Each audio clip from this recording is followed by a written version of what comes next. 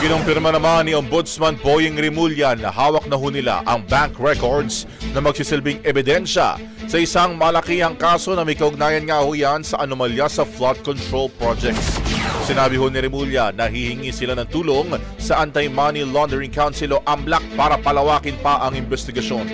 Kamakailan, inirekomenda nga ho ng Department of Justice sa Office of the Ombudsman na kasuhan ng graft, malversation, perjury at falsification of public documents ang ilang opisyal ng DPWH Bulacan 1st District Engineering Office at ilang kontraktor na sangkot sa 5 ghost projects. Ang kay Rimulya, may mga bagong impormasyon mula sa AMLAC na nagpapakita ng bank-to-bank money transfers na maaari magdawit ng mas matataas na opisyal.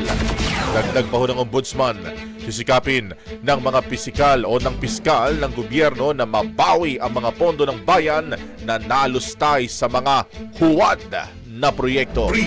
Ang bahaging ito ay hatid sa atin ng Drive Max Coffee. Ligayang tuloy-tuloy.